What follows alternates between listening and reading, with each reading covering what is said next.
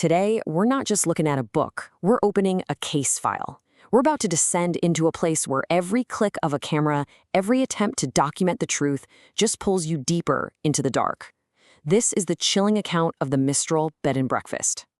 So, let's just start with the one question that hangs over this entire terrifying story. We live in an age where we film everything, right? But what happens when you point your camera at something that's ancient, something that's angry, and something that can stare right back? To really understand what went so terribly wrong here, we have to start by examining the evidence itself. So let's lay out the facts of the case. All right, so the document at the center of this is Mistral Bed and Breakfast.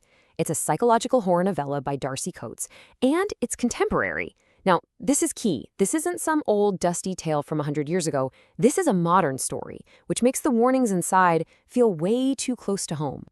Now, this is where it gets really interesting. You see, the protagonist, Rory, is a paranormal blogger. Her whole job is spotting fakes. She can tell you in a second if something is just a staged scare for social media clicks, or if it's authentic fear. But the Mistral, well, the Mistral blurs that line until it's completely gone. And it leaves you with this awful question. What if the scariest things are the ones that look the most fake? Okay, so like any good investigation, it all starts with those first little clues, the first red flags that tell you the official story isn't the whole story. Let's look at the first signs that something at the Mistral was just deeply, fundamentally wrong. This first observation is so crucial. Rory, our investigator who's seen it all, immediately notes that the house doesn't just feel empty. It feels like a predator. It feels like it's waiting. It's a perfect example of the difference between what your eyes see and what your gut is screaming at you. You know? It's that kind of deep, chilling unease that logic just can't touch. And then we get a rule. Now, this sounds like a classic horror movie line, but here it's a critical test. This is not a friendly suggestion. It's a boundary line. It's survival advice from people who know what's on the other side of that door. And the message is crystal clear. When the stakes are this high, you don't test the warnings. You respect them. And this is where the whole investigation pivots. See, Rory isn't just a passive observer anymore. By setting up her gear, by being there, she's actually provoking whatever is in that house. And the thing is, it doesn't just want to be seen. It wants to participate. This is just a brilliant point about our modern lives. All our tech, our cameras, our EMF meters, we think they're tools for observation. But in the dead silence of the Mistral, every little electronic beep, every click of the shutter, it's not documentation, it's a challenge. It's like she's throwing down a gauntlet in the dark, and something in the dark is listening. Okay, I love this paradox. Rory finds these blood-red marks on the doors, and they look too perfect, almost fake, like something you'd see in a cheap haunted house attraction. But at the same time, they're deeply, truly unsettling. And that's the genius of it. Real supernatural events, they don't play by our rules of what looks real or fake. They can be both at the same time. And there it is, the moment it all collapses, the final horrifying realization. Rory came to this house to debunk a ghost story for her blog, but the house, it had very different plans. She's not the investigator anymore. From the second she walked in, she became part of the exhibit. That thin little line between watching the horror and living it just vanished. All right, let's pull back from the abyss for a second and debrief. That was a serious descent into darkness. But what are the actual takeaways from this whole case file? What's the final verdict? Believe it or not, this terrifying story actually gives us a really practical tool. I'm calling it the shadow test. It's 4 simple steps. 1, always trust your gut.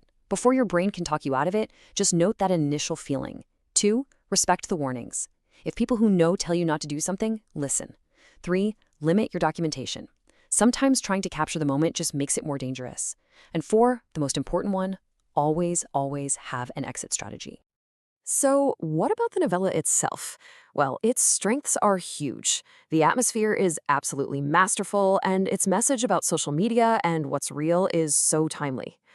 On the flip side, because it's so focused on that creepy vibe, the character development feels a little thin. And since it's a short novella, it doesn't get to explore all its cool ideas as deeply as it could have. It's a trade-off, you know? You get this incredibly sharp, intense scare, but lose a bit of the depth. Taking all of that into account, the final grade we're stamping on this case file is a solid 7.6 out of 10. But a single number never tells the whole story, so let's break that down. For writing clarity, it gets a massive 8.5. Darcy Coates' writing is just top-notch. It creates that chilling atmosphere all by itself. Practical applicability gets a strong 8.0, mainly because that shadow test is a genuinely useful concept. Content quality is a solid 7.5. It's a laser-focused, effective ghost story. Impact potential, a 7.0. It'll definitely stick with you. The only real dip is in research quality, at a 6.5. And hey, that's not a criticism. It just means this is tight, scary fiction, not a deep academic study. So if this little dive into psychological terror and haunted places has you hungry for more, don't you worry, there are plenty of other dark corners to explore. Look, if you loved that whole blurring line between what's real and what's in your head, you absolutely have to read Shirley Jackson's The Haunting of Hill House. It's basically the blueprint for this kind of story. And if you dug the modern Gothic vibe and the smart social commentary, Silvia Moreno Garcia's Mexican Gothic is the perfect next read. It's got a much bigger plot, but that same potent, creepy atmosphere. So I guess the biggest takeaway here is that some doors really are best left unopened, and maybe some things shouldn't be documented.